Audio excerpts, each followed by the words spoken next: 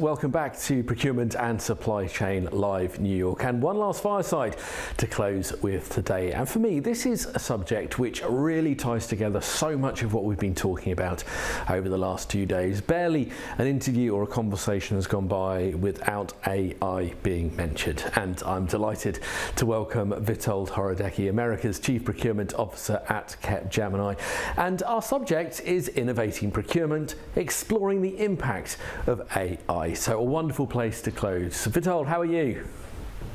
Hi, very good, and you? How is New York? Fantastic. It's all going wonderfully. It's been a fantastic couple of days. So many great conversations, so much interaction. And this is, well, you have the privilege of closing things today. But as I was saying, AI has been a subject that has really stitched together much of what we've discussed over the last couple of days. So that's where we will start. For you, how has AI really revolutionised traditional procurement practices and helped to drive operational efficiencies at Capgemini? Absolutely. First, I will maybe take a step back on who we are. At Capgemini, we are a technology and business transformation partner, and we are helping our clients through their digital journey. And AI is something we've been following for a while now, and we have just been recently named by Forrester as an AI leader on services. And it's why I'm explaining that, because we have been looking internally with experts on what AI means and what we are doing. So my first remark is make no mistakes. It's clear for everyone now, AI, it's a tsunami. It will impact everyone and not only procurement. And why, let's discuss on procurement today. Let's not forget all our people around us, our stakeholders that will be fully impacted to it. Second remark on this one is you need to own it. You need to play with it. You need to train yourself. There is tons of really good YouTube or even from the producer of AI documentation to be used. I really encourage you to do it, and you don't need to be a techie. The good advantage of AI and Gen AI in particular, it's what we call no-code, low-code. You don't need to have an extensive knowledge of technicity to be able to play with it and to understand it. Of course, then, if we look a bit selfishly at procurement, yes, AI is transforming the way we work, mainly by automating routine tasks that we want to reduce manual error and human error. And as well, we are looking at few good cases where we want to boost the productivity of our buyer to spend less time on mundane tasks that are necessary as part of the job, on compliance, on other topics, and to free time to engage more with the stakeholders, engage more with the market, understand more the value we can bring. So, for example, a good example is contract. When we have a new joiner, before you had to read all the contract. Now we're using Gen AI for someone to ask, okay, can you please sum it up, this contract, extract me the key points, renewal date, that very quickly a new joiner or someone new to the contract can grasp all the details, or at least the key detail quickly without reviewing 70, 80, 100 pages long. I'm going to put you on the spot for a second, which I'm allowed to do because I'm the host. Where do you feel AI has had the greatest impact so far? For procurement, I think it's really, again, I will take Gen AI mainly on LLM to really understand all the around contractual aspect, or we say, or legislation. When a new legislation like GDPR is coming up, it really helps to sum up what is coming to you in a very quick way. Then yes, we have our experts. Yes, you can deep dive, but if you really have some glimpse of what you receive, it's excellent. As a very short bit. Much more is coming, and again, as well, not Gen AI, but AI for automation in the back door, like we discussed, works very well as well. Now, I'm sure you know me well enough by now from the various events you've been good enough to speak at with us before, is that I love examples, I love case studies, because it really helps to colour in our discussion, to give it some reality. For you, what are your favourite examples of how AI implementations in procurement have really brought big results? This can either be with yourselves at Capgemini or partners you've worked with. What are your favourite examples of AI really making a huge difference? So I will take one example, but first we need to split AI, which is broader than Gen AI, which is LLM. large language models. So two are in the same family, but they're not used for the same. For us, and what was really nice, we could implement very quickly, is for supplier standard of conduct. Our suppliers have ethic guidelines. We have our ethic guidelines, and before it was taking literally hours to compare. The codes now, thanks to GenAI, it takes 5 minutes maximum to have the first review, then to get to the detail on the points where we have a deviation, and to conclude which text to use. Really, really, people loved it. It was taking a very long time before, and it was implemented very quickly. When it comes to do carry on. I have another point more on, this one is on LLM. The other point is more on AI as automation. Is today we have a very old intake form. We need to change it, where people request potentially procurement services. And then we had a team of people based in Guatemala to type it, translate it, and now we're using AI to transform this very old tech form directly into our ERP, directly to other systems that it can speed up the process, and only errors or things that are missing where human need to intervene. So it's really two very good tangible examples we have been implemented very quickly. Let's move on to the question of privacy and security concerns. In any AI conversation, they are the grit in the oyster, the fly in the Chardonnay. It's always an issue that we have to cover off. For you, how can we go about addressing AI when it comes to privacy and security concerns in procurement? And I will even enlarge to ethics. There's a big ethical issue with AI. We know the famous Microsoft chatbots that become almost racist after 48 hours. So the way we address at Capgemini, we were one of the first to put an AI ethics and usage guideline to really say what do we want to put, and we ensure for us, but as well for clients, we have the right environment, which is fully protected, encrypted, with very strong protection, of course respecting GDPR. We are a European company, we need to respect GDPR. And making sure that we are making a regular audit, security audit, which some of them actually, by the way, automated by AI on access. And we have a team monitoring all the security. We have a SOC team on all we do. And as well, before even implementing an AI tool within Capgemini, we have an authority to look at the test case. Do we have already existing environment that works, which are secure? If not, we go deeper to know that if the new tool, if the new partner is suitable to do that.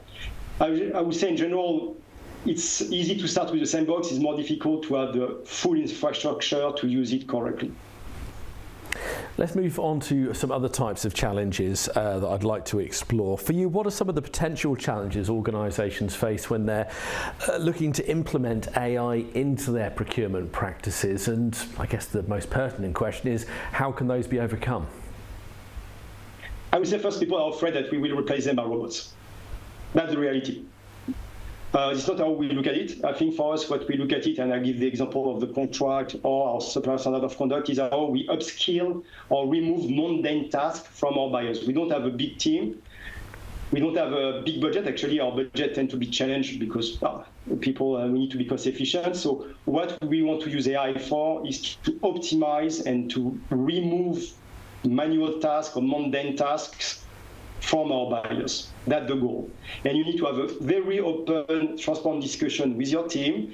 And as well, you need to empower your team, make it fun, make it accessible, give them the access in a sandbox, in a safe sandbox to use it. We have done ourselves to start encouraging a small AI competition. Who will come back with the best idea for AI, and we will have tested it live. Now we have access, as any Capgemini employee, to Copilot in Microsoft. Anyone can use it. So really, democratize, train your people, give them access back to the training I discussed earlier, accessible. We are lucky to have a huge AI training platform internally, but you go to YouTube, you'll find very good people explaining how to use tools. And once people really take it with them, start understanding what is the benefits for them, and really in transparent way how you want to implement it, it makes things easier. But you have to really explain it. And again, our goal for us is from the beginning, it's what we're doing is not to reduce costs. It's really to, on the contrary, to upskill our employees. As you said in your opening answer, AI is a tsunami. It is inevitable, I guess. And what you were saying there about the sandbox approach, getting the team involved, making it a cultural change within a team, so they're embracing it. That sounds so exciting. What lessons have you learned from that approach? Because I'm sure that's something that can be transferred across a great many organisations. First, we just realized that people try to boil the ocean, which is good. They need to try. They try always a complex concept and linking database, which is interesting. I mean, Gerald, first of all, LLM is not that good at math, to be honest.